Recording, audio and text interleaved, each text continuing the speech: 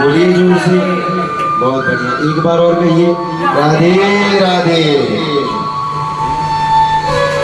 प्यारो, कल की कथा में हमने क्या श्रवण किया? कल की कथा का क्रम याद है किसी को?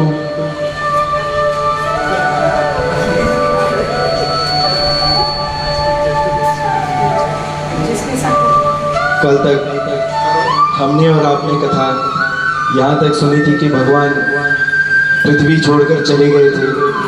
कलयुग आ चुका था पृथ्वी पर। राजा परीक्षित के मुकुट पर वास हो गया था।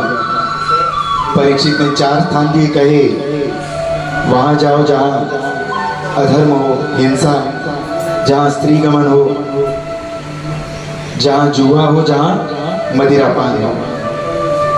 लेकिन राजा परीक्षित तो इतने धर्मार्थ राजा थे कि उनके नगरी में कहीं भी ऐसी कोई जगह थी ही नहीं जहां पे ये सारे बुरे काम हो रहे हैं।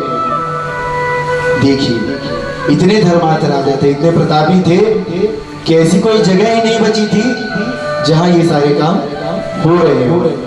कलयुग ने सोचा कि नहीं महाराज, गड़बड़ है, इनकी बात मान लेंगे तो दूसरी भाषा में कह रहे हैं कि यहाँ तुम्हारे लिए कोई स्थान नहीं है, चले जाओ। कलयुग भी बड़ा समझदार था, बताए ना उसने, महाराज लाख दुर्गुण है मुझ में, बहुत सारे दुर्गुण है, लेकिन एक ऐसा गुण है जो अन्य किसी भी युग में नहीं है। क्या? कलयुग केवल नाम आधार। जो फल जब तप हजारों वर्षों की तपस्या में नहीं मिलता था, कलयुग में केवल नाम लेने से मिल जाएगा। तो कलयुग का ये गुण जानकर राजा परीक्षित ने स्थान दिया, कहा ये 4 स्थान है, यहाँ रह लो। वहां जाओ जहाँ जुआ होता है, वहां जहाँ मदिरापान है, जाओ वहां जहाँ हिंसा हो, और वहां जहाँ स्त्री गमन हो। तो राजा परीक्षित के राज्य में ऐसी कोई जगह थी ही नहीं। कलयुग ने कहा महाराज 4 जगह आपने दी है, एक स्थान मैं मांगता हूं, वो भी दे दीजिए। परीक्षित पूछे क्या? तो कलयुग ने कहा स्वर्ण। महाराज स्वर्ण में स्थान दे दीजिए। राजा ने सोचा कि स्वर्ण में रहकर ये किसी का क्या बुरा कर लेगा। अब राजा कहाँ सोचे थे कि कलयुग में आने के बाद मनुष्य सबसे ज्यादा जिसके पीछे भागेगा स्वर्ण ही होने वाला है। नहीं सोचे थे परीक्षित। कहा ठीक है, स्वर्ण में स्थान चाहिए, तथास्तु, ले लीजिए। यहाँ स्वर्ण में स्थान दिए, कहे जो मुकुट सर पे पहन के खड़े हो राजन, स्वर्ण का ही तो है। चढ़ गए राजा के सर पे कलयुग। कहते हैं ना, जब सर पे सवार हो जाए तो कौन उतारे। यहाँ कलयुग राजा परीक्षित के मुकुट पे सवार हो गए। विनाश काले विपरीत बुद्धि। अब राजा परीक्षित विचरण कर रहे थे, वन में शिकार खेल रहे थे।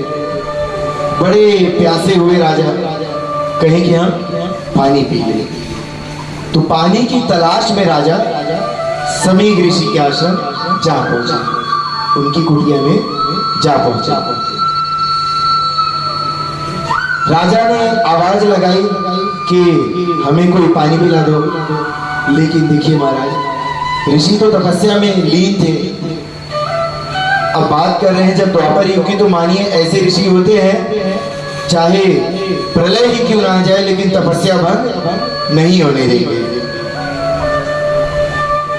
राजा ने आवाज तो लगाई लेकिन किसी ने सुना नहीं, घर में अन्य कोई था भी नहीं। अब देखिए कलयुग सर पे सवार है तो कैसे होगा। परीक्षित के मन में ये बात आई कि यदि ये आदमी बैठकर भी मेरी बात नहीं सुन रहा है,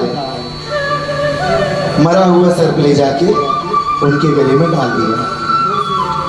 राजा परीक्षित ने समीग ऋषि के गले में मरा हुआ सर्प डाल दिया। लेकिन देखिए महाराज, ऐसे तपस्वी उसके बाद भी तपस्या भंग नहीं हुई। सायंकाले शाम के समय जब उनका पुत्र आया और उसने देखा कि ये क्या हो गया है, ये किसने किया, इतने प्रतापी थे, दिव्य चक्षुषों से देख लिया कि ये सब ऐसे ऐसे हुआ है। परीक्षित आए थे और उन्होंने कर दिया। प्यारो, जो बड़े ऋषि मुनि होते हैं कहते हैं ये श्राप दे देते थे। अच्छा, श्राप का अर्थ समझते हैं? श्राप तो कोई भी दे सकता है। हम भी कमंडल से जल निकाले, बोल दिए जब भस्म हो जाए, तो श्राप लगता किसका है, ये बात आप समझते हैं? वो व्यक्ति जिसने अपने जीवन में इतना संयम धारा हो, कभी क्रोध नहीं करना, निर्मल स्वभाव, कोई भी आ जाए सबके साथ सदाचार व्यवहार, भगवान ने उसमें इतनी क्षमता दी हुई है कि यदि इस व्यक्ति को कभी क्रोध आ जाए, इसकी तपस्या भंग हो जाए, इसने इतने वर्षों से जो पुण्य अर्जित कर रखा है, यदि इसकी वो तपस्या भंग हो जाए किसी भी कारण से, ये कुछ भी वाक्य कह दे मैं तुरंत मान लूंगा, कहते हैं ना वेटिंग, कुछ भी कह दो तुरंत मान लूंगा, बस वो इंतजार कर रहे थे कोई ऐसा बुरा वचन इनके मुख से आ जाए और मैं उसे सत्य कर दूं। तो श्राप वही है, कोई ऋषि क्रोधित होकर अगर कुछ कह दे तो उसे श्राप कह दिया गया। अच्छा बताइए, कितनी आप कथाएं जानते हैं? कभी आपने सुना है किसी ने प्रेम पूर्वक श्राप दे दिया हो कि जाओ बड़े प्यार से मैं तुम्हें श्राप दे देता हूँ? नहीं ना। श्राप का दूसरा अर्थ ही है ऋषियों का क्रोध। ऋषि क्रोधित होंगे, उनके मुख से जो वचन निकला वो श्राप है। तो यहाँ समीर ऋषि की तपस्या भंग हुई और उन्होंने श्राप दे दिया कि 7वें दिन, आज से 7 दिन बाद तक्षक नाग के काटने से परीक्षित तुम्हारी मृत्यु हो जाएगी। अब जब समीर ऋषि को सारी बात पता चली, उन्होंने पूरी बातें देखी अपने दिव्य चक्षुषों से कि कैसे कैसे क्या हुआ था, कलयुग सर पे सवार हो गया, राजा पानी मांगने आए थे और ये सब हो गया, तो उन्हें बड़ा आश्चर्य हुआ कि ये तो बड़ी गलती हो गई, राजा ने भूलवश कर दिया था, ये जानबूझकर तो किया नहीं। अब समीर ऋषि गए राजा के महल में, कहा कि देखो राजन, गलती तो थी लेकिन अब ये हो गया है, श्राप तो आपको मिल गया है, इसे कोई काट नहीं सकता। राजा परीक्षित को बड़ा कहते, अच्छा महाराज, यदि आपको पता चल जाए कि अभी 7 दिन बाद आपकी मृत्यु सुनिश्चित है तो आप क्या करेंगे? आश्चर्य में हो जाएंगे, अरे मेरा परिवार, पुत्र, my son, daughter, bank balance, मेरा धंधा, व्यवसाय, नाना प्रकार के विचार आपके मन में आने लगेंगे, नाना विध रूप आए। लेकिन महाराज देखिए, इतने धर्मार्थ परीक्षित, जैसे उन्हें पता चला सप्तमेव हन्ति तक्षको, राजा परीक्षित ने यह निर्णय ले लिया, कैसे क्या पुण्य कर्म मैं कर दूं कि दोबारा इस पृथ्वी पे ना आना पड़े। अब इस माया जाल में नहीं फंसना महाराज, अब इस मोह में दोबारा नहीं आऊंगा, ऐसा मैं क्या कर दूं कि मुक्त हो जाऊं।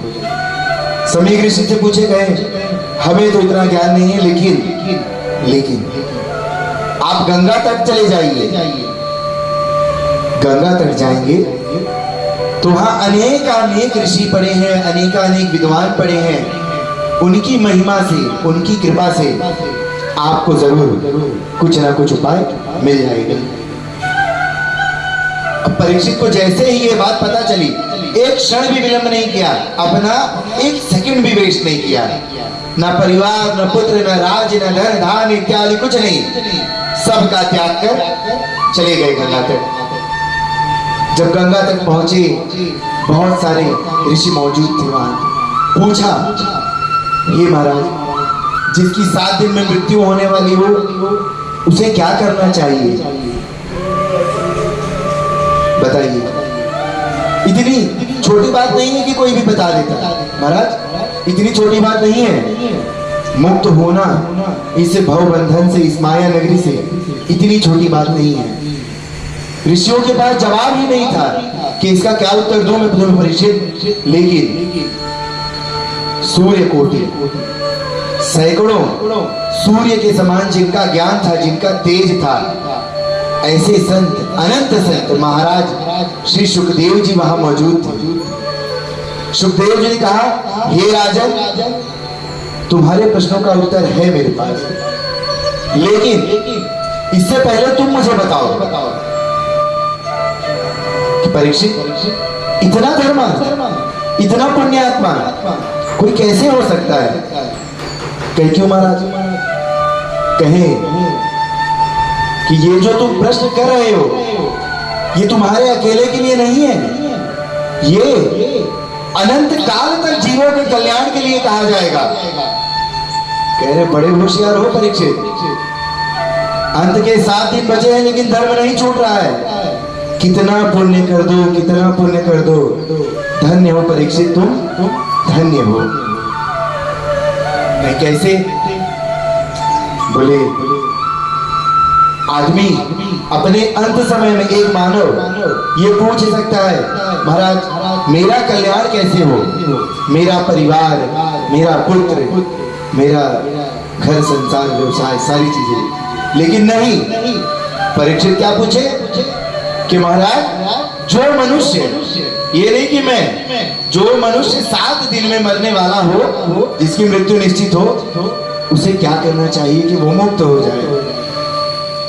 कहे इतने जन कल्याणकारी, इतनी कल्याणकारी बातें तुम सभी जनता की बात कर रहे हो कि उनका कल्याण कैसे हो जाए? हमारा बताइए। कहे धन्य हो परीक्षित, श्री सुखदेव जी महाराज ने बताया कि श्रीमद् भागवत के कथा श्रवण मात्र से ही सभी मनुष्यों के पाप दुख दूर हो जाते हैं, वो मुक्त हो जाता है। सप्रेम भाव से जो श्रीमद् भागवत कथा श्रवण करेगा, उसके सारे जो भी दुख दरिद्र हैं सब नष्ट हो जाएंगे, मुक्त हो जाएगा। हमने आपको महात्म्य में कथा बताई थी कि किस प्रकार धुंधकारी जैसी प्रेत आत्मा को भी गोकर्ण जी महाराज ने श्रीमद् भागवत कथा श्रवण कराई और प्रेत बाधा से मुक्त कर दिया था। याद है ना? सप्त ग्रंथि बास, 1 दिन की कथा, 1 बास की ग्रंथि, और ऐसे 7 दिन की कथा में धुंधकारी मुक्त हुए। कौन आया था? भगवान के पार्षद आए थे विमान लेकर। तो प्यारे भागवत कथा ही ऐसी है। अच्छा देखिए, हम और आप तो कितने सौभाग्यशाली, कितने भाग्यवान हैं आप कि यहाँ बैठकर सहज ही श्रीमद् भागवत कथा का श्रवण कर रहे हैं। प्यारो, जब सुखदेव जी महाराज राजा परीक्षित को यह कथा सुनाने वाले थे तो वो भी आए थे। जानते हो, देवराज ऐरावत वाले इंद्र अनेकों देवों के साथ आए थे।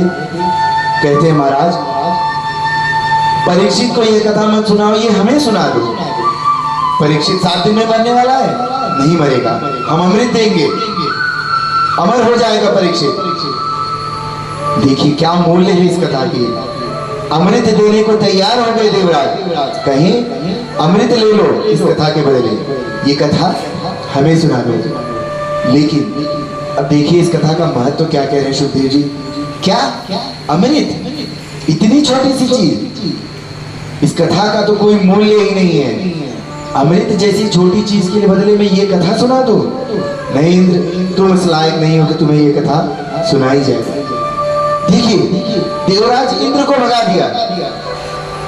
अच्छा महाराज, देवराज इंद्र भी कितने सुचर्चित पात्र हैं, जहां भी होंगे क्या सोच रहे होंगे कि कहीं भी ये कथा होती है तो सबसे पहले यही बात आती है। इंद्र को भी नहीं सुनने मिली, उन्हें भी भगा दिया, लौटा दिया। बेचारे इंद्र, हमेशा सुनने मिलता है उन्हें कि इंद्र को भी सुनने नहीं मिली। देखिए ऐसी करुणामयी कथा जो श्रीमद् भागवत है, सहज ही आप हम कलयुग में बैठ के इस कथा रस अमृत का पान कर पा रहे हैं, कथा श्रवण कर पा रहे हैं, तो भाग्य तो आपका बहुत है।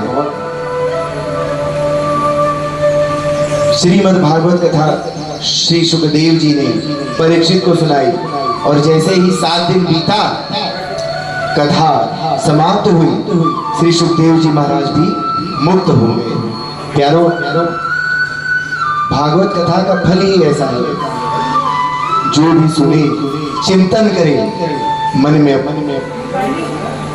उसके ऊपर तो फल की प्राप्ति अवश्य होती है। प्यारो, भागवत अनेक मनुष्यों का कल्याण करने हेतु ही इसका निर्माण हुआ था। भागवत का निर्माण वेदव्यास जी ने किया, नारायण श्री नारद जी ने प्रमुख तथ्यों को ब्रह्मदेव से सुनकर आके वेद व्यास जी को बताई, और व्यास जी ने फिर श्री कृष्ण की बाल चरित्र लिखते हुए श्रीमद् भागवत महापुराण का निर्माण किया। प्यारो, कलयुग केवल नाम आधार। जो व्यक्ति कलयुग में आया है, उसे और कुछ करने मिले ना मिले, लेकिन कथा पूजा इत्यादि वो कर सकता है। ना भी कुछ आए तो जैसा मैं हरदम समझाता हूँ, सिखाता हूँ कि नाम जपते रहना चाहिए, नाम रटते रहना चाहिए, और राधा नाम श्रवण करते रहना चाहिए, राधे राधे कहते रहना चाहिए। प्यारो, राजा ने तो सबका कल्याण करने हेतु पूछ लिया था, लेकिन अच्छा, आप कथा श्रवण कर रहे हैं, जैसे हम हरदम बताते हैं, कथा सुनने के कुछ नियम है, शुद्ध मन, आचरण, बुरा न बोलना, ब्रह्मचर्य। इसके अलावा 2-4 बातें और बताते हैं, जो परम ज्ञानी श्री सुखदेव जी महाराज ने परीक्षित को बताई थी कि कथा तो तुम सुनना चाहते हो, लेकिन आओ मैं बताता हूं कि कथा सुनोगे कैसे। जितासना, जिता चित्त है, जिता संगो, जिता सुनो, जिता चित्त, जिता संगो, जिता श्वास है। आप अपना आसन जीतिए। यदि आपको यह कथा का उचित फल पाना है, तो सर्वप्रथम आप अपना आसन जीतिए। यदि आप बैठ गए तो अन्य यहाँ वहाँ परेशान ना होकर, कहीं ध्यान भंग ना करके, सर्वप्रथम अपना आसन जीतिए। हो सके जो आपकी पसंदीदा फेवरेट मुद्रा हो, जो कंफर्टेबल आप हो जिसमें, उसी में बैठिए, अपना आसन जीतिए। जिता चित्त है, अपने चित्त को जीतिए। देखिए महाराज, कलयुग तो ऐसा युग है जहां परेशान करने वाले दुखी आत्मा बहुत मिल जाएंगे, जो ये चाहेंगे कि आपका कल्याण ना हो। कथा सुन रहे हो, डिस्टर्ब कर देंगे। अरे कथा सुन रहे हो, उसमें क्या है, जरा 2 मिनट यहाँ सुनो, ये बात है। लेकिन नहीं, जिता चित्त है, अपना चित्त जीतिए। प्रथम आसन जीतिए, दूसरा चित्त जीतिए। ये दोनों तो पता है, आज तीसरा बताते हैं, ये आपको नहीं पता। जिता संग, जीवन का कल्याण करना है तो अपना संगत जीतिए। कैसे लोगों के संग में आप रह रहे हैं। अच्छा, आप सभी ने कभी ना कभी अपने जीवन काल में माता पिता से, बड़ों से ये बात जरूर सुनी होगी कि सही संग में रहना चाहिए, सही संग में रहना चाहिए, बुरी संग का बुरा नतीजा है ना। यदि संगत ही गलत होगी तो प्यारे आप कैसे अच्छे बन जाओगे। यदि गलत लोगों के साथ घूमोगे। अच्छा, एक उदाहरण देते हैं आपको। यदि पागल खाने में एक व्यक्ति जाए और रहने लगे, और कोई बाहर वाला है, कोई अननोन स्ट्रेंजर आएगा और वो देखेगा कि 100 पागल बैठे हैं, और उसमें एक ज्ञानवान बुद्धिहीन तेजवान व्यक्ति बैठा है। लेकिन वो जो आदमी होगा जो अननोन है, अपरिचित है, वो क्या कहेगा? 101 पागल बैठे थे महाराज, मैं देख कर आया हूँ। है ना, यही बात है। 101 पागल देख कर आया हूँ। समझ में नहीं आएगा महाराज। जैसी संगत होगी उसी प्रकार लोग आपको देखेंगे। यदि आप 4 बुरे लोगों के बीच में रहेंगे तो देखने वाला क्या कहेगा? ये व्यक्ति बुरा है। तो प्यारो, जीता संगम, जीता श्वास है। ये अंतिम बता रहा हूं, जीता श्वास है। अर्थ समझ रहे हैं? अपने श्वास को जीतिए। जो आप श्वास ले रहे हैं, हमने आपको कल की कथा में बताया था कि बड़ा सीमित समय लेकर आए हो आपसे। कोई अमर नहीं है महाराज। और कलयुग का आयु वो तो अल्पायु है, बताया ही था हमने। पहला अल्पायु, दूसरा बुद्धिहीन, भाग्यहीन भी है।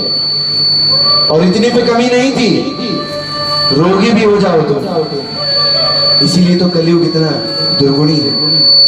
एक तो अल्पायु, दूसरे पे भाग्यहीन, और उस पे भी रोगी है। प्यारो, ऐसे मनुष्य की बात है। इसमें आप अपने श्वास को जीतिए। श्वास जीतिए से मेरा अर्थ है, आप बुरा कहने में जो अपना श्वास व्यर्थ कर देते हैं, बुरी जगहों में जाने में जो अपने सामान्य चीजों को व्यर्थ कर देते हैं, वो नहीं करना है। अच्छा बोलिए, जितना हो सके मेरे परम आराध्य सरकार का नाम लीजिए, राधे राधे कहिए। उनके नाम लेने से आपका जीवन तर जाएगा। बुरी चीज कहने से, बुरी बात समझने से, सुनने से, चिंतन करने से किसी का भला हो तो बताओ महाराज? नहीं ना, नहीं होगा। तो परमाराध्य भगवान का नाम लेने से आपका कल्याण होगा, भला होगा। इसीलिए जितने दिन हम हैं उतने दिन तो जरूर आपको जबरदस्ती परेशान करके बुलवाते रहते हैं। क्या बोलते हैं? राधे राधे कहिए एक बार। ऐसे कथा का अगला प्रसंग आपको बताएंगे। ये तो हमने आपको कल की कथा बता दी कि यहाँ पे हम पहुंचे थे कल। आज सृष्टि की रचना कैसे हुई? देखिए,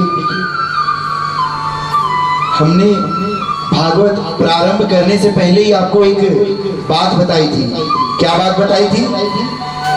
भागवत का तो आरंभ ही प्रश्नों से हुआ है। भागवत का आरंभ प्रश्नों से हुआ है। नाना प्रकार के प्रश्न हैं सबके मन में, नाना प्रकार के प्रश्न हैं सबके मन में। शौनकादि ऋषियों ने पूछा सूत जी से, सूत जी ने ज्ञान बताया जो सुखदेव जी से लिया है। आज हम आपको वही बता रहे हैं। भागवत का तो प्रारंभ हुआ है प्रश्नों से। यारो, अब ये प्रश्न है कि सृष्टि की रचना कैसे हुई? क्या कहते हैं हम? साइकिल। वो साइकिल कैसे चालू हुई? यारो, एक ही शक्ति है, हमने बताया था आपको। उसी से विष्णु है, उसी से महादेव है। और जब परम आराध्य भगवान नारायण प्रकट हुए तो उनके नाभि सरोवर से एक कमल उत्पन्न हुआ। भगवान श्री नारायण के नाभि सरोवर से एक कमल उत्पन्न हुआ और उस कमल पे प्रकट हुए ब्रह्मदेव। सर्वप्रथम ब्रह्मदेव प्रकट हुए और फिर जैसे कि भगवान की आज्ञा लेकर ब्रह्मदेव ने सृष्टि की रचना की। अब जब ब्रह्मा जी ने सृष्टि की रचना की तो मन में विचार तो आएगा ना कि अब इसको आगे कैसे बढ़ाएं। रचना तो कर दी, कहे सर्वप्रथम जो, जैसे हमने आपको बताया था कि भगवान का सबसे पहला अवतार कौन सा था? सनकादिक ऋषियों का अवतार था। तो सनकादिक ऋषियों का अवतार हुआ। ब्रह्मदेव ने सनकादिक ऋषि बनाए और उनसे कहा कि जाओ अब तुम इस संसार को आगे बढ़ाओ। सनकादिक ऋषियों ने मना कर दिया, नहीं महाराज, माया में नहीं फंसूंगा, हमें तो ऐसे ही हरि नाम कीर्तन करने में आनंद आता है, हम यही करेंगे और दूसरी कोई क्रीड़ा नहीं कर पाएंगे और दूसरी कोई क्रीड़ा में रुचि ही नहीं है, हम तो केवल हरि नाम कीर्तन करेंगे, भजन करेंगे। ब्रह्मदेव बोले, हम बोले हमारी बात नहीं मानोगे? नहीं मानेंगे। कहे ठीक है, जाओ, श्राप देते हैं तुम्हें, कभी बड़े ही नहीं होगे, कभी बड़े ही नहीं होगे तुम। सनकादिक ऋषि ने कहा, श्राप? क्या बात कर रहे हो महाराज, वरदान है ये, बड़े नहीं होंगे, बूढ़े नहीं होंगे, अन्य कोई बात हमारे चित्त में आएगी ही नहीं, हमेशा ऐसे ही बाल अवस्था में रहेंगे, नारायण जपेंगे, भगवान का कीर्तन करेंगे, कभी बड़े नहीं होंगे। महाराज श्राप नहीं, वरदान दिया है आपने। देखिए ऐसे हैं सनकादिक ऋषि, कह रहे हैं कि श्राप नहीं, वरदान है ये। देखो इस कथा से क्या सीखने मिलता है। यदि आपके घर में आपके बालक हैं, पुत्र हैं, आप उन्हें बचपन से ही यदि सत्कर्म सिखाए, हरि कीर्तन सिखाए, हरि नाम सिखाए, तो आपको लगता है कि उनके संग कुछ बुरा होगा, या वो बालक दुराचारी, दुष्कर्मी या कोई बुरे मतों वाला हो सकता है। कलयुग में महाराज एक बड़ी दिक्कत है, हम सोचते हैं कि ये तो अभी बच्चा है, ये तो अभी बच्चा है, बालक है, नहीं बोल रहा है, बालक है, चित्त नहीं आ रही है, बालक है, 2 साल 3 साल 5 साल तक बालक है। लेकिन महाराज 5 साल के बाद बच्चा बोलने लगता है, समझने लगता है, और कलयुग का बच्चा वो तो जानता है महाराज, गूगल वॉइस असिस्टेंट, कार्टून सब जानता है, कलयुग का बच्चा सब जानता है। तो प्यारो, ऐसे बच्चों को यदि बाल्यावस्था से ही आप समझाएंगे कि कार्टून नहीं कीर्तन, कार्टून नहीं कीर्तन, हरि नाम, नारायण, तो बताइए वो बालक कभी दुराचारी हो सकता है? नहीं ना। इसी प्रकार जब सनकादिक ऋषि अपने बाल्यावस्था में ऐसे हो सकते हैं, तो आपके बालक क्यों नहीं हो सकते? अवश्य हो सकते हैं। बाल अवस्था ही तो एक ऐसा वरदान है जो वो अपने बचपन में सीख लिया, वो हमेशा साथ देगा। अच्छा बताओ, बचपन से पढ़ाई क्यों करवाते, बुढ़ापे क्यों नहीं करवा देते? 20 साल का हो जाए उसके बाद पढ़ा देंगे, थोड़ा बड़ा हो जाए, क्यों? वो समय में वो जो सीखेगा वही सीख पाएगा, आगे कुछ नहीं होने वाला है। अच्छा, एक व्यक्ति है, उदाहरण देंगे आपको, एक व्यक्ति है, एक जगह पे उसने अपनी सारी उम्र बिता दी, 50 साल की उम्र बिता दी। अब एक नई जगह पे जाना, एक नई भाषा सीखना स्वाभाविक है? बोलो स्वाभाविक है? नहीं ना।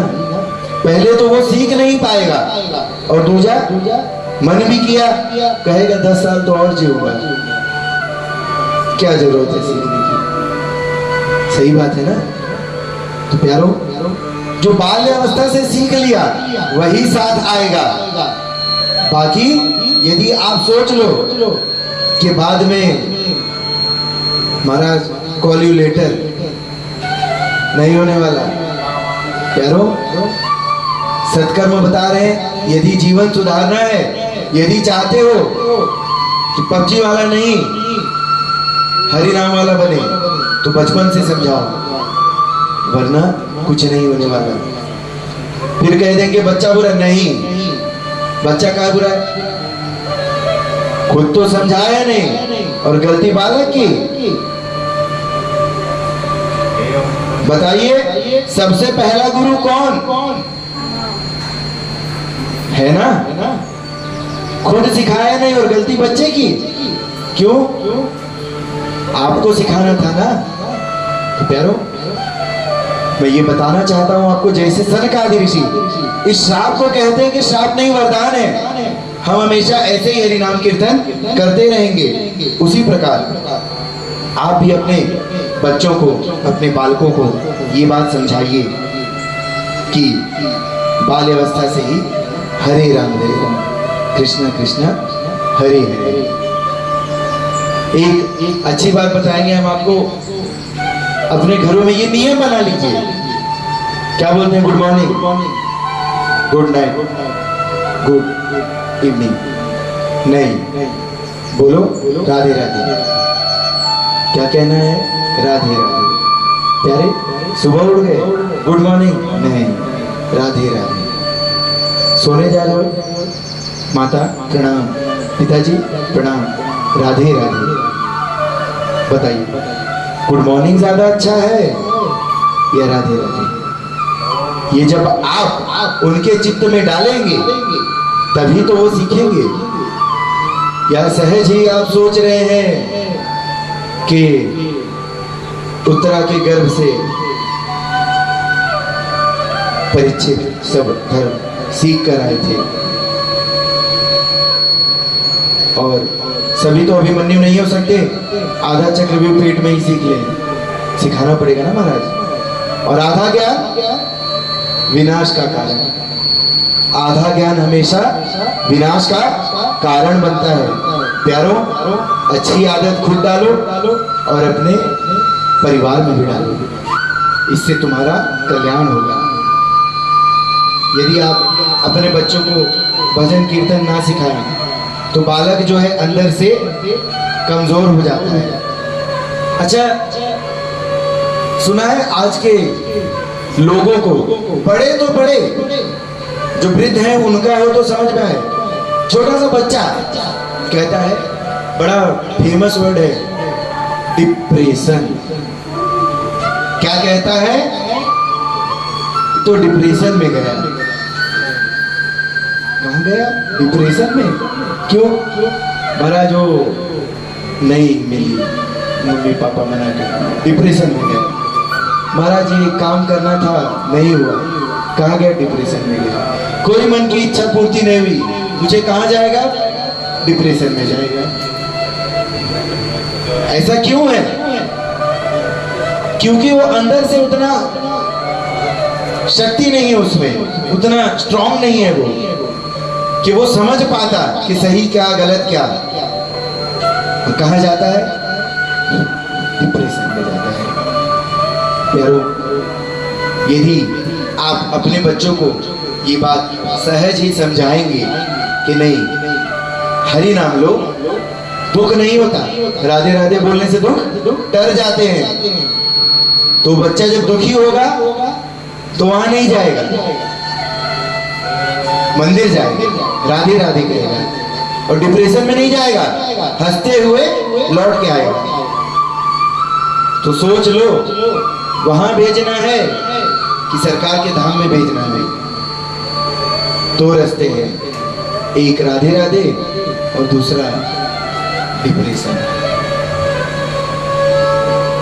जीवन में भजन नहीं किया तो क्या किया? जीवन व्यर्थ कर दिया। प्यारों, सनकादिक ऋषियों ने तो मना कर दिया, नहीं करेंगे, श्राप मिल गया, चलो ठीक है, वरदान मान लिया। अब कहे आगे, आगे क्या? सृष्टि की तो संतुलन बनानी थी, आगे जो है सब कुछ होना था। तो ब्रह्मदेव ने बनाए महाराज मनु, महाराज मनु को बनाया। अच्छा, आप सब ये जानते हैं हम सब किसकी संतान हैं? हम, आप, आपके पूर्वज, उनके पूर्वज, उनके पूर्वज, और 25-30 लाख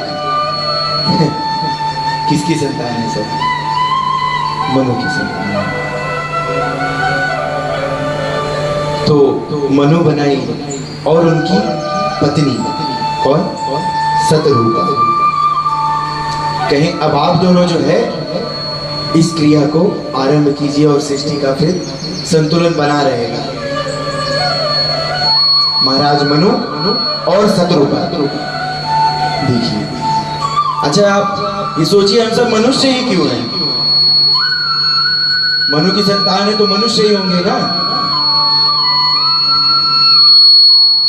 कुंती के पुत्र को कुंती कहा जाए, राधे के पुत्र को राधे कहा जाए, तो मनु की संतान मनुष्य कहलाई। और इसलिए आप मैं हम सारे मनुष्य हैं, सारे मनु की संतान हैं। तो देवी शतरूपा से मनु जी की जो संतानें हुई, उन्होंने सृष्टि का सर्जन किया, उनके पुत्र हुए, किनके? मनु और शतरूपा के। प्रियव्रत और उत्तानपाद, प्रियव्रत और उत्तानपाद, दो पुत्र हुए राजा मनु और देवी शतरूपा के। इनके 3 कन्याएं भी हुई, देवी आकुति, देवहूति, देवी आकुति, देवहूति और प्रसूति। जो देवहूति थी, उनका विवाह कर्दम मुनि के साथ हुआ। देवी देवहूति का विवाह कर्दम मुनि के साथ हुआ। और समय के साथ कर्दम मुनि ने, देखिए ऐसे मुनि पहले ही कह दिए थे, क्या संतान प्राप्ति हो जाएगी तो हम वैराग्य ग्रहण कर लेंगे। प्यारो, ऐसे तेजस्वी राजा क्या कह रहे हैं? वैवाहिक जीवन, सांसारिक जीवन प्राप्त कर लो, पुत्र प्राप्ति हो जाएगी तो हम वैराग्य ग्रहण कर लेंगे, योग करेंगे, तप करेंगे, ईश्वर की प्राप्ति करेंगे। इन सब चीजों में अब नहीं फंसेंगे। 9 कन्याएं हुई और उसके बाद 10वें पुत्र का जन्म हुआ। और इस प्रकार भगवान श्री कपिल देव महाराज प्रकट हुए। सभी प्रेम से बोलेंगे, कपिल देव भगवान की जय। प्यारो, कर्दम मुनि ने जैसे कहा था कि हम चले जाएंगे वैराग्य ग्रहण करने, कपिल देव जी के आने के बाद वे चले गए। समय समय के साथ कपिल देव जी भी जैसे तैसे करना था, सभी कन्याओं का, बहनों का विवाह करा दिया। और ये सब होने के बाद एक दिन कपिल देव मुनि ध्यान कर रहे थे और उनकी माता आई और उनसे पूछा कि आप तो देव के अवतार हैं। उन्होंने पूछा, आप तो देव के अवतार हैं? कहे हाँ। कहे एक बात पूछूं? पूछिए। बोले है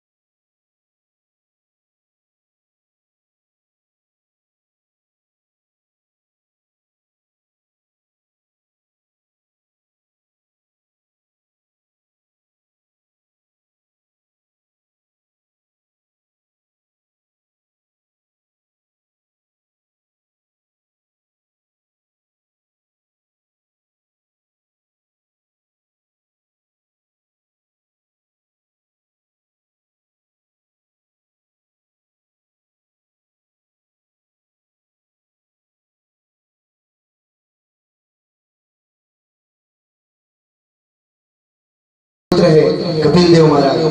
कहना कि बताइए, इतना सुख और किसी को मिला है? बताइए, इतना सुख और किसी को मिला है?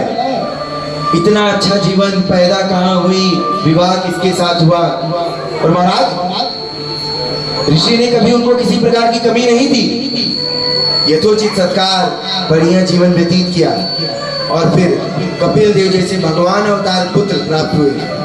उन्होंने पूछा, इतना अच्छा जीवन बताइए, इसके बाद भी क्या ऐसी कमी है कि शांति थोड़ी कम? देखिए कपिल देव महाराज ने कितना बढ़िया ज्ञान दिया कि माता, इन सारी चीजों में कोई सुख नहीं है, कोई शांति नहीं है। जो शांति श्री हरि के धाम में है। मैं क्या? हाँ, भगवान का भजन करो, कीर्तन करो, जो सुख जो शांति वहां है वो और किसी चीज में नहीं है। कहें क्या बात है? जितना भोग मांगोगे उतना दुख मिलेगा, जितना ज्यादा भोग आप मांगते रहोगे उतना दुख मिलेगा। कपिल देव जी ने बताया हमें मुक्ति के लिए संतों का साथ करना चाहिए। यदि मुक्त होना है, इंसान सारी बाधाओं से पार होना है, तो हमें संतों का साथ करना चाहिए। केवल संत ही ऐसे हैं जो हमें बता सकते हैं कि इन सब चीजों से मुक्त कैसे होना है। माता ने पूछा साधु के लक्षण कैसे होते हैं? आजकल तो साधु नहीं सवाधु हो गए। साधु के लक्षण कैसे होते हैं महाराज बताइए? तितिक्षवकारुणकाः हृदय सर्वदेहिना अजात शत्रावशंताः साधव साधु भूषण। साधु का स्वभाव कैसा होना चाहिए? निर्मल कोमल चिन्मय। साधु इतने निर्मल स्वभाव के होते हैं कि क्रोध उन्हें आता ही नहीं है। सबकी गलतियां माफ कर दे वो साधु, जो सबको आशीष दे वो साधु, निर्मल मन। आजकल तो महाराज इतना निर्मल मन किसी का हो सकता है? छोटी छोटी बातों पे झगड़ने वाले लोग हैं। इतना निर्मल मन साधु का है। कोई आपको अगर कोई बुरी बात कह दे तो सुन के ले पाओगे? नहीं। साधुत्व की निशानी ही यही है, लक्षण ही यही है। काम की बात है राधे राधे बैठ कर सुनूंगा, काम की बात नहीं है तो तू बोल तेरा मुंह खराब हो, मैं क्यों सुनूं, मैं जाऊं। साधु की निशानी, साधु के लक्षण ही यही है कि वो निर्मल स्वभाव के होते हैं। साधु सबसे स्नेह करते हैं, साधु सबसे स्नेह करते हैं। तो प्यारो जीवन में और कुछ नहीं रखा है, जीवन में और कुछ नहीं रखा है, केवल यही है सबसे स्नेह कीजिए, सबसे प्यार कीजिए और हो सके तो संतों की साथ लीजिए। संत का साथ मिलने से ज्ञान ही मिलता है, कुछ बुरा होने वाला है नहीं। वो ज्ञान ही देगा, कुछ अच्छी बात ही बताइए, कोई हानि नहीं है। प्यारो किसी साधु का कोई शत्रु नहीं होता, साधु का कोई शत्रु नहीं होता। साधु की बात कर रहा हूं, सवाधु की नहीं। शत्रु जिसके है वो सवाधु, साधु का कोई शत्रु नहीं होता। हमारे अनेकानेक ग्रंथ पढ़ लीजिए, उपनिषद पढ़ लीजिए, कभी किसी साधु का कोई शत्रु नहीं बताया गया। साधु तो इतने निर्मल भाव होते हैं, इतने स्नेहामयी होते हैं, उनका कोई शत्रु ही नहीं होता। साधु स्नेहामयी है, सबसे प्रेम करते हैं। अजात शत्रु, साधुओं को अजात शत्रु कहा जाता है। साधु के कोई शत्रु नहीं होते। प्यारो ऐसे ही स्नेहामय बने रहना चाहिए।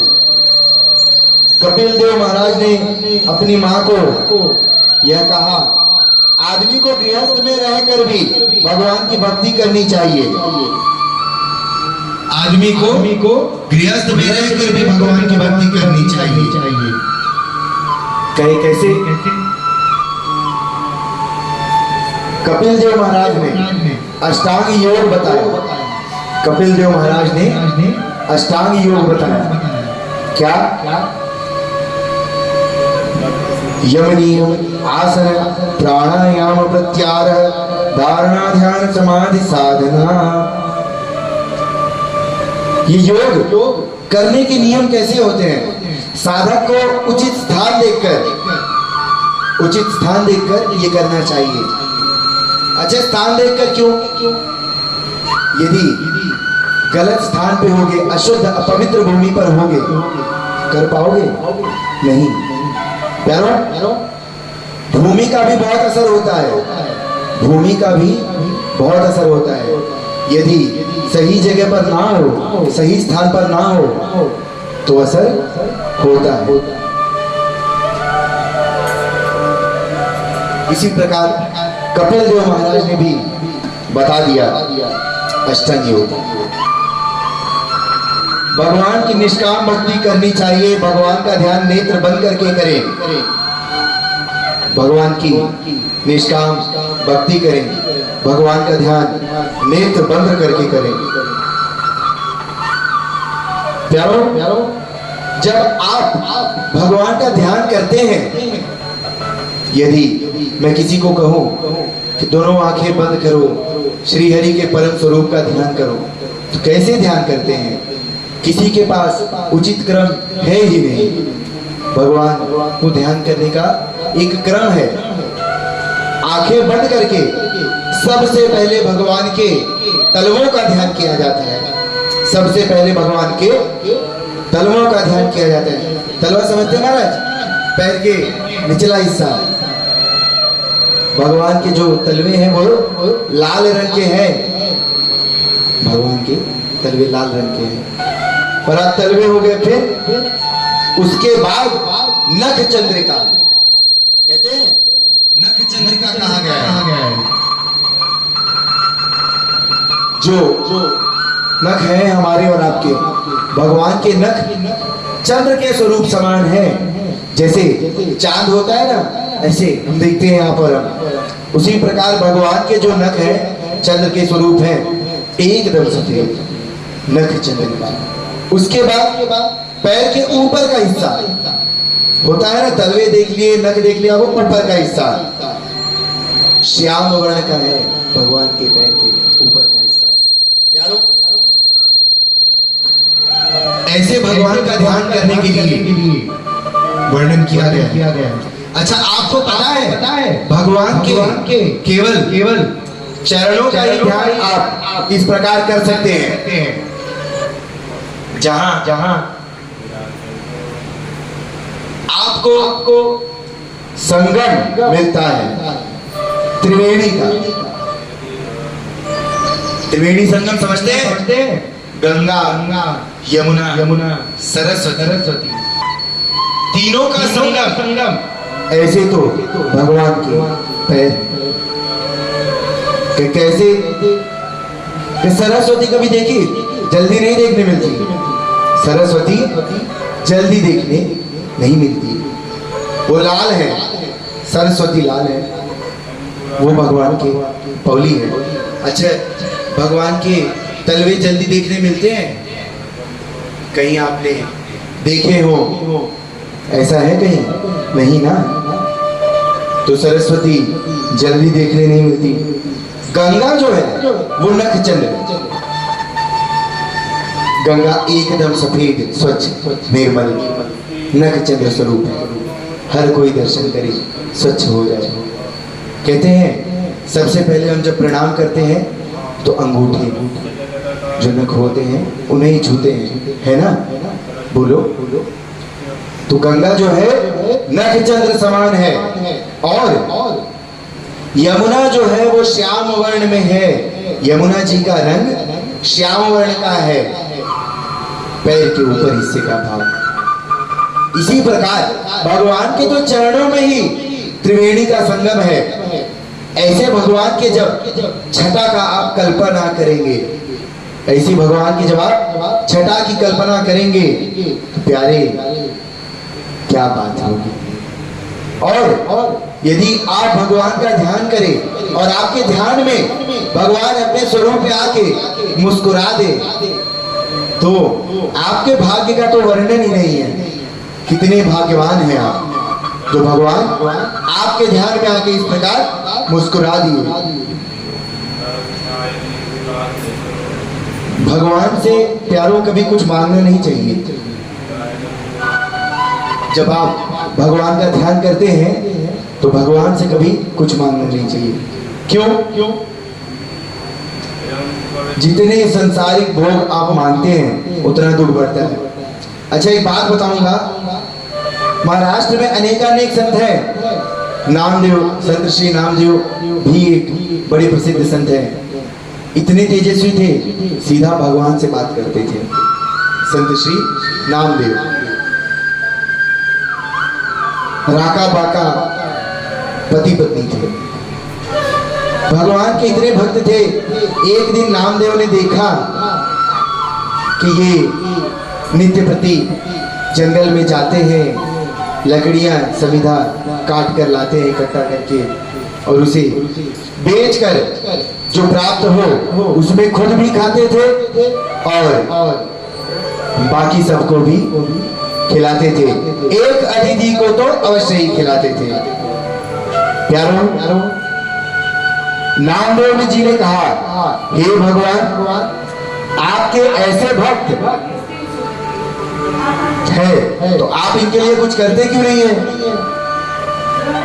नामदेव जी ने कहा, आपके ऐसे भक्त हैं तो आप इनके लिए कुछ करते क्यों नहीं है? अब भगवान कह रहे हैं कि ये ऐसे भक्त हैं, इनके लिए यदि मैं कुछ कर भी दूं तो ये नहीं लेंगे। इनके लिए यदि मैं कुछ कर भी दूं तो ये नहीं लेंगे। कहें कैसे? बोले आइए आपके सामने ही करते हैं और देखते हैं ये कितना लेते हैं। तो ठीक है, आइए। तो राका बाका जा रहे थे वन में समिधा इकट्ठा करने। प्यारों, भगवान और नामदेव जी महाराज चले गए पीछे पीछे। हीरे मोती से भरी एक पोटली उनके मार्ग में गिरा दी। कहा, देखो ये दे दो ना। नामदेव से पूछा, ये अच्छा होगा? कहे, हाँ महाराज, दे दीजिए। अब जब राका बाका वहां पहुंचे तो राका आगे थे। देखिए, हमारा तो धर्म ही ऐसा है कि पुरुष जो है वो थोड़ा आगे आगे चलता है और स्त्री पीछे पीछे जाते हैं ना महाराज। स्त्री अपने पुरुष के पीछे पीछे चलती है। तो राका आगे आगे जा रहा था और उसने देखा कि ये हीरे मोती जो है पड़े हुए हैं वहां पर। राका ने सोचा कि कहीं मेरी पत्नी की नजर इस पे ना पड़ जाए, कहीं उसकी दृष्टि इस पे ना पड़ जाए। उसने पैरों से उस पे मिट्टी डाल दी। किसने? राका ने। वह जो पति था उसने उस हीरे मोती पे पैरों से मिट्टी डाल दी। सोचा कि ये दृष्टि में ना आ जाए। और तब तक उसकी पत्नी वहां आ पहुंची और उसने क्या देखा कि ये मिट्टी डाल रहे हैं। तो उसकी पत्नी ने क्या पूछा महाराज, जानते हैं? कह रहे हैं कि आप मिट्टी पर मिट्टी क्यों डाल रहे हैं? आप मिट्टी पर ही मिट्टी क्यों डाल रहे हैं? देखिए कितनी बड़ी बात कह दी उसने। आप कलयुग का मानव यदि कुछ पा जाए धन धान तो वो छोड़ेगा नहीं छोड़ेगा, लेकिन इतनी बड़ी भक्ति कह रहे ये मिट्टी पर मिट्टी क्यों डाल रहे हैं? राका तो ये देखकर ही हैरान हो गया। बताओ, ये तो हमसे भी आगे निकली भक्ति में। हम तो कहते थे कि हीरा मोती है मिट्टी डाल दो, लेकिन ये तो उसे मिट्टी ही समझ रही है। ऐसी भक्ति ये छोड़कर दोनों जब आगे चले गए, भगवान ने कहा, देख लिया तुमने, हमने तो दिया, इन्होंने लिया ही नहीं। ऐसे तो भक्त है ये। कह रहे महाराज एक प्रयास और करते हैं, एक प्रयास और करते हैं। तो भगवान ने कहा, चलो आर्थिक रूप से नहीं, कम से कम जाके इनकी लकड़ियां बीनने में ही मदद कर देते हैं, इन्हें थकान कम होगी। तो संत नामदेव और भगवान जाके जंगल में सभी लकड़ियों की सुविधा इकट्ठा करके रख देते हैं। और राका बाका जब वहां पहुंचते हैं तो महाराज वो देखते हैं कि सभी तो इकट्ठा हो चुकी है, हमारे लिए कुछ बचा ही नहीं, लगता है कोई पहले से ही आकर सब इकट्ठा करके रख चुका है, अभी गाड़ी लाएगा और चढ़ा के लोड करके लेके जाएगा, आज तो हमें भूखा ही सोना पड़ेगा। देखिए इतने बड़े भक्त, आज तो हमें भूखा ही सोना पड़ेगा। अब नारायण ने कहा देखो अब बताओ ऐसे भक्तों का मैं क्या करूं, ऐसे भक्तों का मैं क्या करूं। भगवान उन्हें देते क्यों नहीं, भगवान तो इन्हें दे रहे हैं, वो लेते ही नहीं है।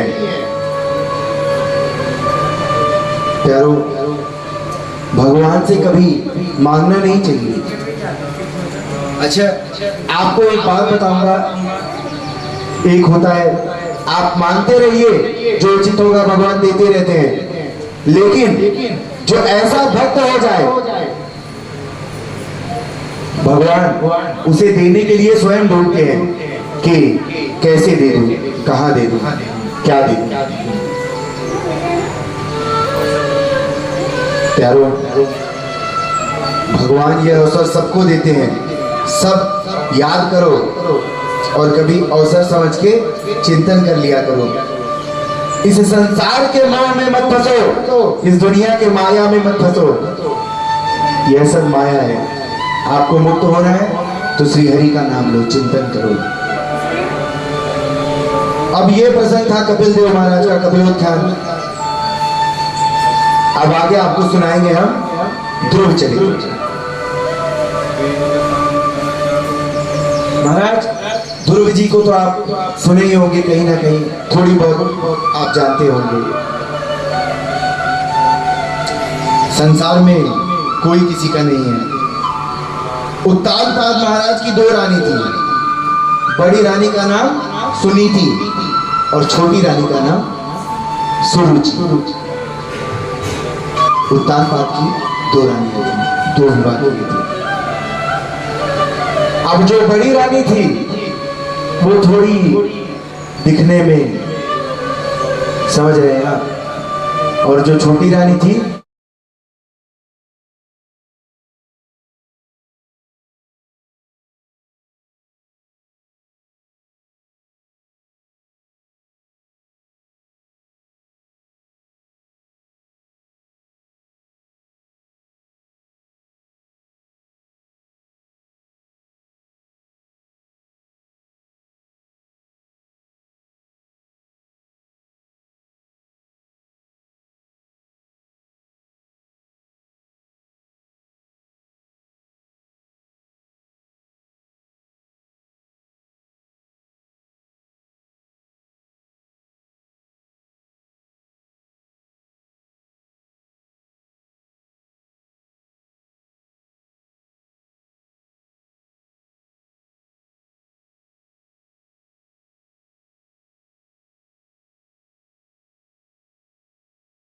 जी को तो माता ने समझा दिया, प्रणाम करके चले जाओ, तपस्या करो, ईश्वर की प्राप्ति करो।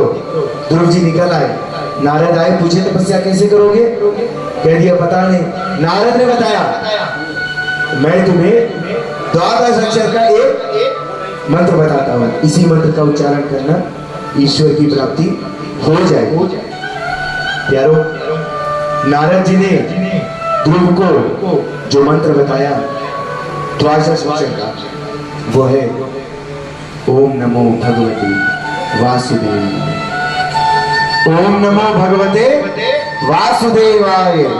कहा नारद ने इसी मंत्र का तुम उच्चारण करो, ईश्वर की प्राप्ति हो जाएगी। और छोटे से नन्हे से ध्रुव नारद जी को प्रणाम कर वन की ओर चले जाते हैं। अच्छा देखिए ध्रुव इतने छोटे हैं, नारद ने डराया भी, वन में जाओगे कोई प्राणी, शेर, चीता इत्यादि तुम्हें हानि भी पहुंचा सकता है। ध्रुव जी बोले नहीं, ये मानव तो वैसे ही खा रहे हैं हमको, कोई मानव खाए इससे अच्छा है कि वो जानवर खाए, हम तो करेंगे तपस्या। प्यारे नन्हे से ध्रुव जी नारद भगवान से मंत्र जान के वन में चले गए, तपस्या करने लगे। ओम नमो भगवते वासुदेवाय।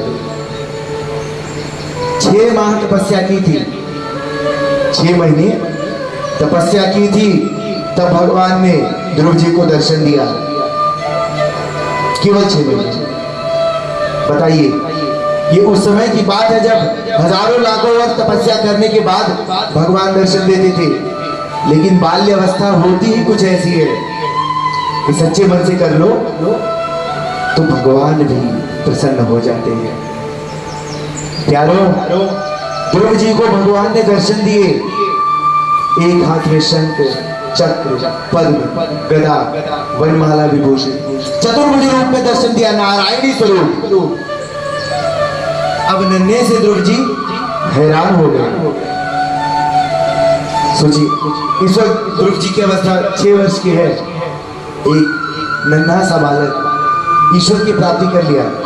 ध्रुव जी कहना तो बहुत कुछ चाहते हैं, लेकिन कहते हैं बहुत नर्वस हो गए, कुछ मुंह से निकल नहीं रहा था। नन्हे से ध्रुव, भगवान भी देखिए अपने शंख को ध्रुव जी के मुखारबिंद पे लगा दिया और सारी बातें सुनने लगे। ध्रुव जी में इतनी योग्यता भर दी, इतनी शक्ति क्षमता भर दी कि सारी बातें बोल सके।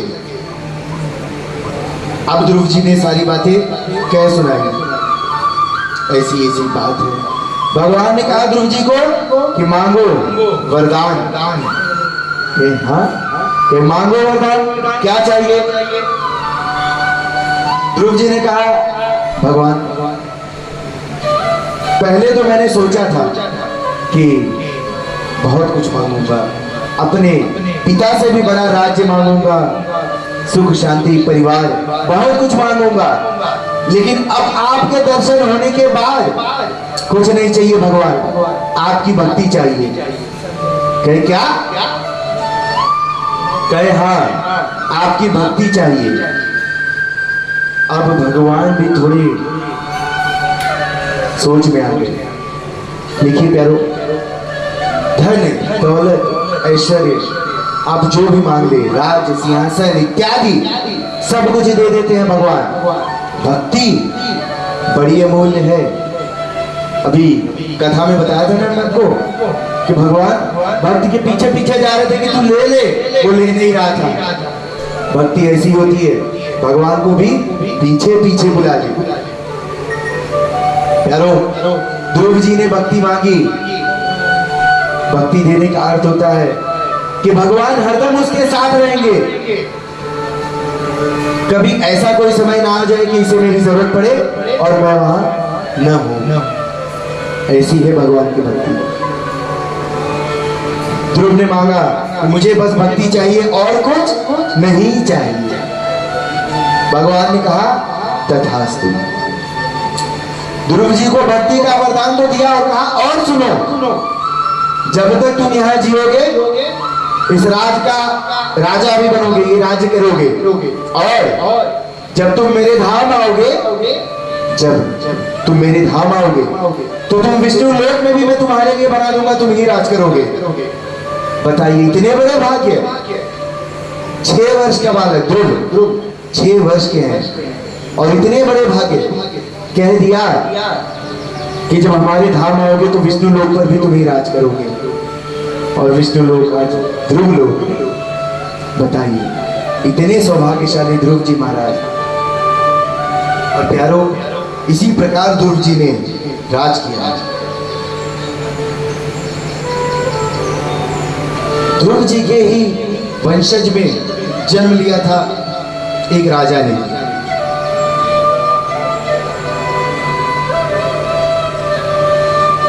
राजा बड़े ही अधर्मी थे।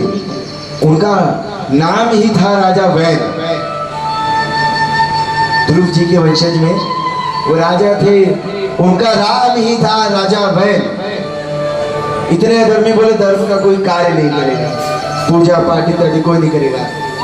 राजा वैन, जिसने सभी धर्म को कर दिया बैन। राजा वैन कोई धर्म कार्य नहीं करेगा।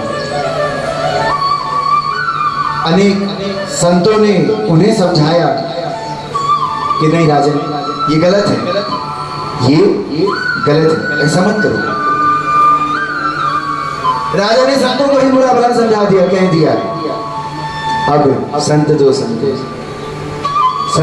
क्रोधित होकर बस हुंकारी भरी और राजा बैन नहीं नष्ट हो गए। राजा बैन जिनको संतों ने कर दिया बैन, राजा बैन तो नष्ट हो गए, लेकिन संतों ने कहा अब इस राज्य को आगे कौन संभालेगा, सिंहासन रिक्त नहीं होना चाहिए।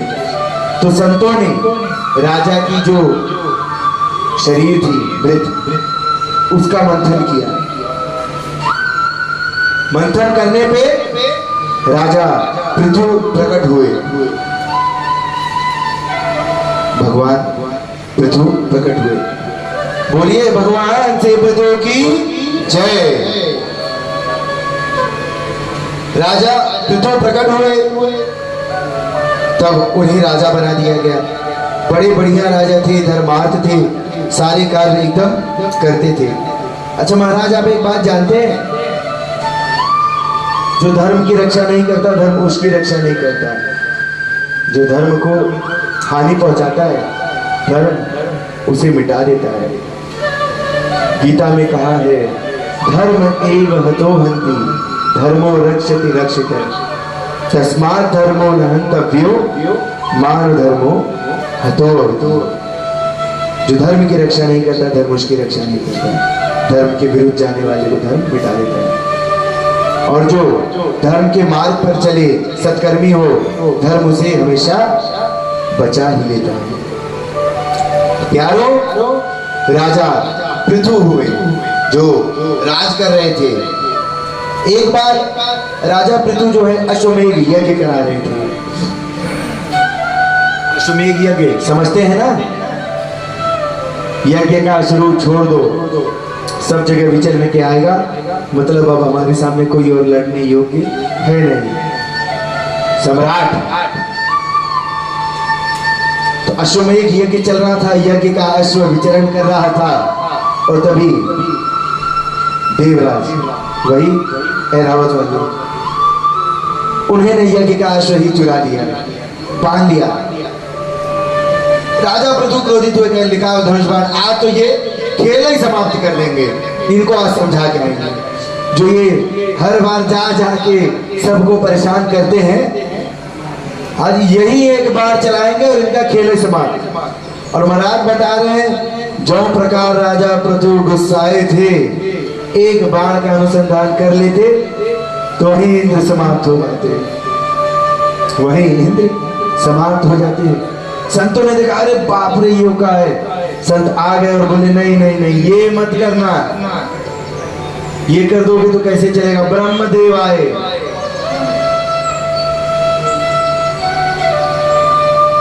संतों की बात मान के पृथु राजा रुक गए। कहा, इन्होंने ऐसा किया, इन्हें दंड तो मिलना चाहिए। कहे, फिर हमें बताओ, जो चाहोगे हम कर देंगे, मारना मत। कि क्यों? कि जितने पुण्य कर्म किए हैं तुमने, क्रोध करने से सब नष्ट हो जाएगा। क्या? यह जो मंगल अनुष्ठान चल रहा है, तुम्हारी एक भूल से, एक गलती से सब पुण्य फल नष्ट हो जाएगा। महाराज एक बात समझिएगा, यह सब आप हम जो कर रहे हैं, ये मंगल अनुष्ठान ही तो है। यदि इस बीच आप कुछ गलती कर रहे हैं ऐसी, तो पुण्य फल कम हो जाते हैं। तो संतों के समझाने पर राजा पृथु तो रुक गए, लेकिन संतों को कहा कि मैं नहीं तो आप ऐसा करिए, वो इंद्र सिंहासन समेत आके इस हवन की अग्नि में जल जाए, नष्ट हो जाए। ऐसा मंत्र पढ़ दो महाराज, अब यही सब पिक्चर खत्म। संतों ने कहा, ठीक, अभी दिखाते हैं। महाराज मंत्रों की शक्ति क्या बताऊं, AK-47 रिफिल। संतों ने ऐसे ऐसे मंत्र पढ़े, हवन चालू कर दिया। इंद्र का सिंहासन डगमगाने लगा, खींचा चला आ रहा था हवन कुंड की तरफ। यहाँ एक तरफ इंद्र सिंहासन समेत हवन कुंड में जलने को थे। ब्रह्मदेव सब देख, अरे अरे अरे अरे, ये क्या हो रहा है? अगर इन्हें हमने नहीं रोका तो सृष्टि का संचालक भी आज भवनकुंड में चल जाएगा। जो जो मंत्र संतों ने पढ़ दिया, ब्रह्मदेव देखे अरे बाप रे, जो जो मंत्र पढ़ दिया है, यदि जाके नहीं रोका तो सृष्टि का संचालक जो देवराज है वो भी जल जाएगा। ब्रह्मदेव प्रकट हुए, हाथ जोड़िए, नहीं नहीं नहीं नहीं, रुक जाइए संतो, ये मत कीजिए, गलती तो हुई है, ये मत कीजिए। तब संतों ने ठीक है छोड़ दिया।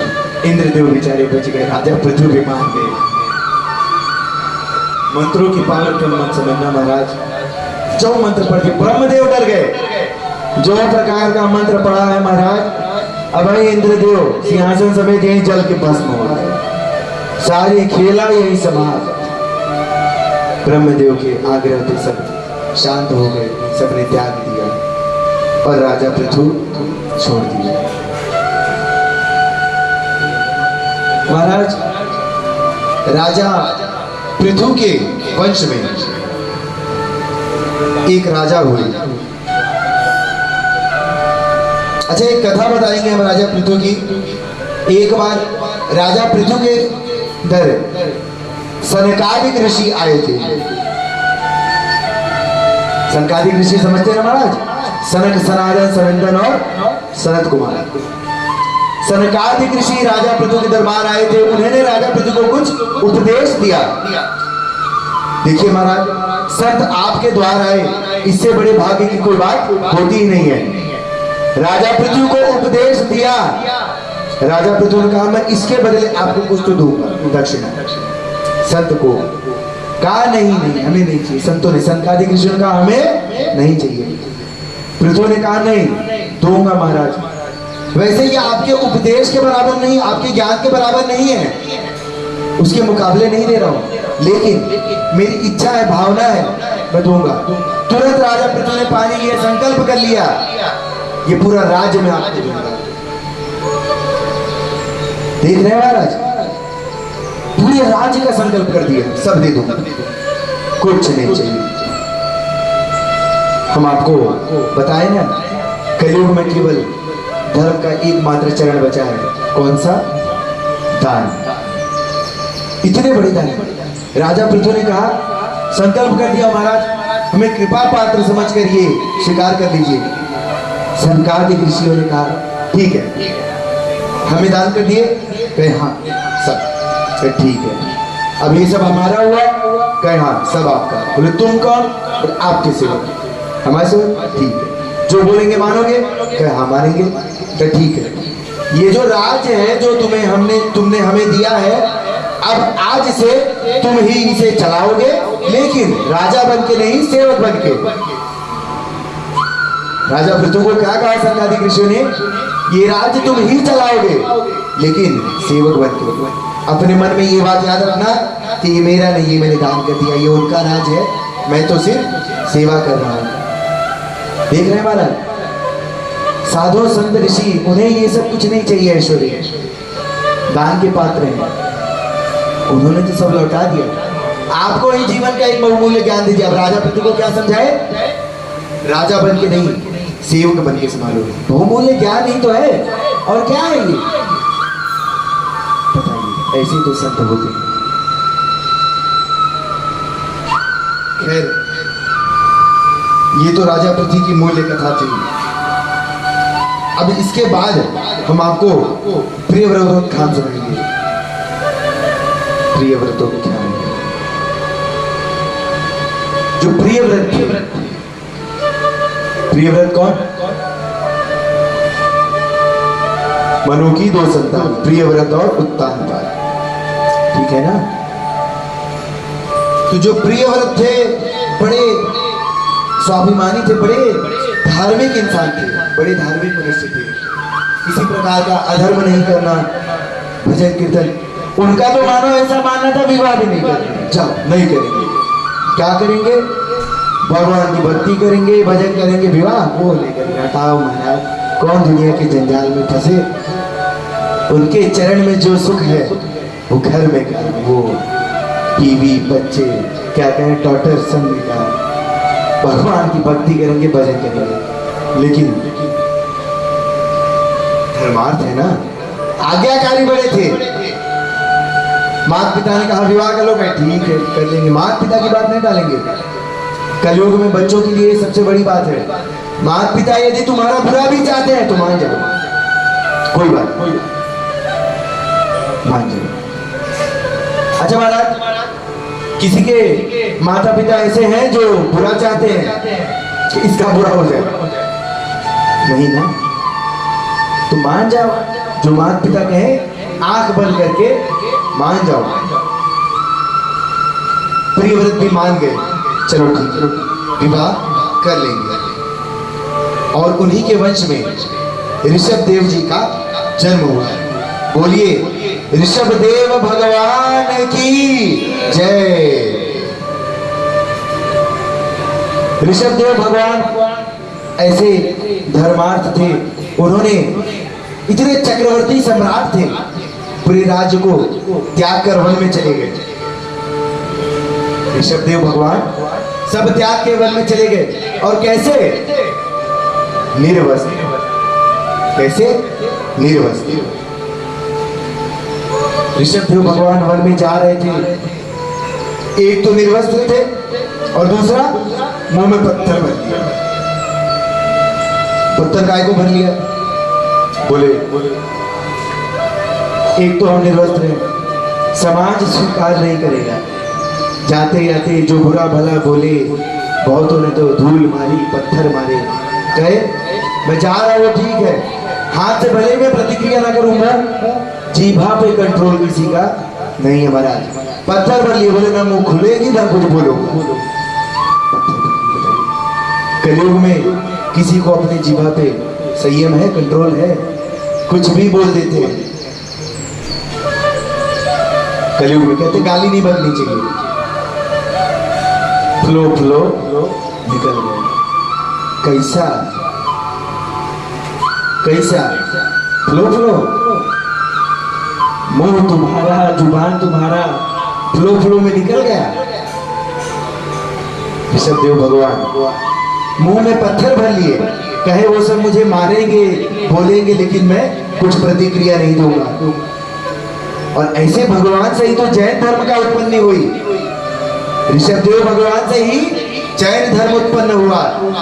ऋषभ देव भगवान वन में चले गए, बांस के वन में गए, योग अग्नि जलाई और खुद को उसमें योग अग्नि में समर्पित कर दिया। ऋषभ देव भगवान ऐसे थे, बताइए इतनी तपस्या। अब ऋषभ देव भगवान ने तो अपने आप को योगाग्नि में भस्म कर दिया। उन्हीं के वंश में, किसके? ऋषभ देव भगवान के ही वंश में एक राजा ने जन्म लिया, राजा भरत। कौन थे? राजा भरत।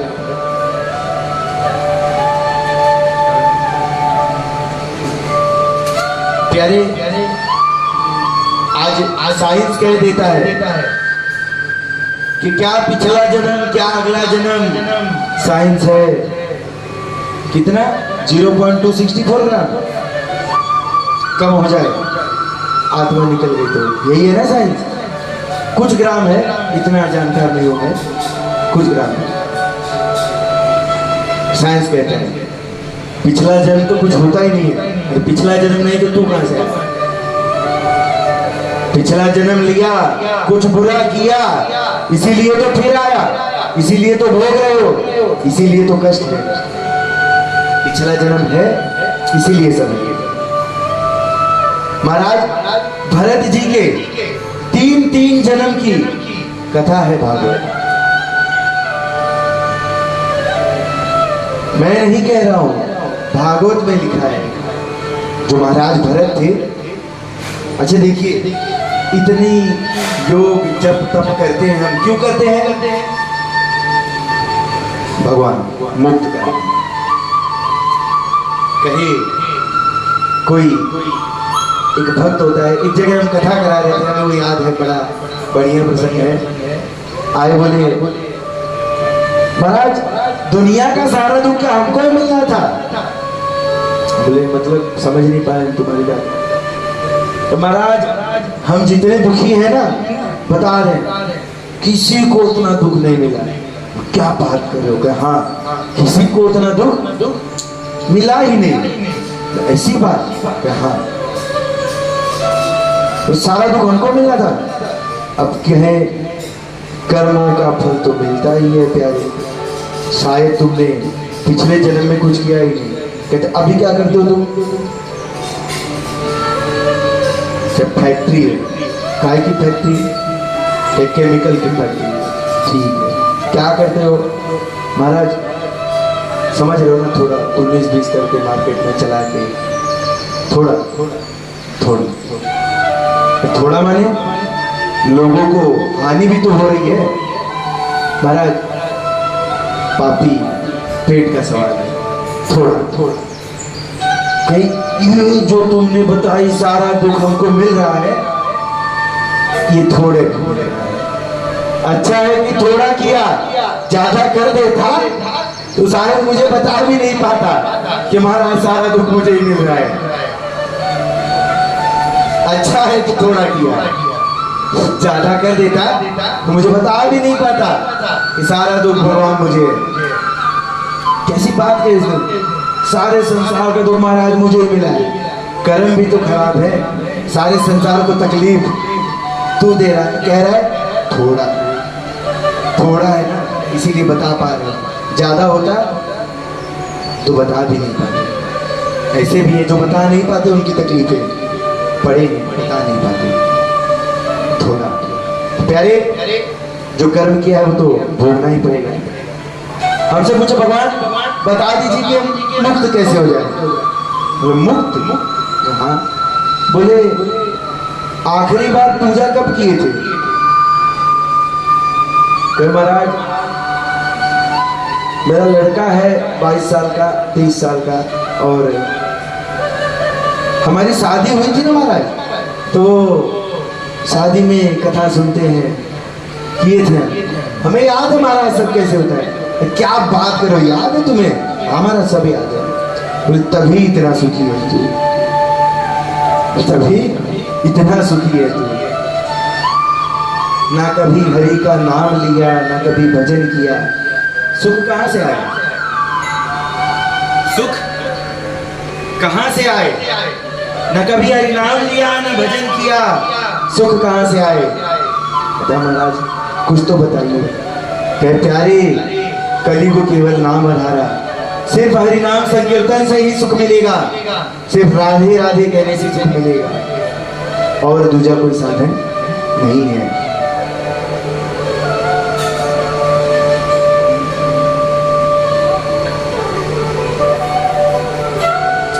योग यज्ञ जप तपर कर पूजा, और न कोई साधन दूजा। प्यारों, हमने उसे तो बता दी। अच्छा आपको एक बात बताएं, हम ये सोचते हैं ना कि चलो आज नहीं, भगवान बाद में याद कर लेंगे, कॉल यू लेटर। नहीं आता। रामायण पढ़िए, चौपाई है, जन्म जन्म मुनि जतन कराई, अंत नाम मुख आवत नहीं। अंत में नहीं आता है। ऐसे ऋषि जन्मों जन्म से जप तप करते आ रहे हैं, उनके मुख में भी अंत में राम नहीं आता। और तू कॉल यू लेटर, तेरे मुख आ जाएगा। जिसने जीवन में कभी पूजा नहीं की, कभी हरि नाम नहीं लिया, कभी संकीर्तन नहीं किया, अंत समय में कहां से चित्त लगे?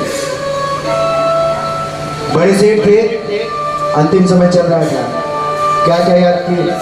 अरे ओ मेरा बेटा, उसे बुला लेना, वो फौरन वाली बुआ, उन्हें भी बुला लेना, देख लेना, वो साले, वो चाचा मामी, सबको बुला लेना, अंतिम बार देख लेंगे। जिन्हें बुलाना था, जिनका नाम लेना था, वो तो लिया ही नहीं। इन सबको याद किया, जानवर बन के फिर वहीं चले गया।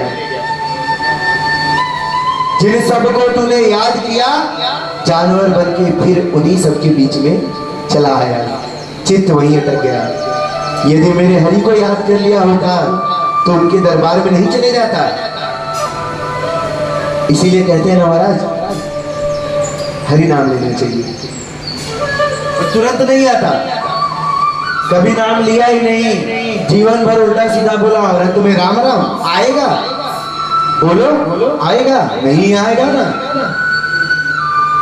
राम राम जिंदगी भर कहो, कुछ भी हो जाओ कहो राधे राधे, बुरा हुआ तो राधे, अच्छा हुआ तो राधे, किसी ने गलत किया राधे बचा लेना, किसी ने सही कर दिया राधे तूने करा दिया, राधे राधे। भरत जो थे ऐसे राजा,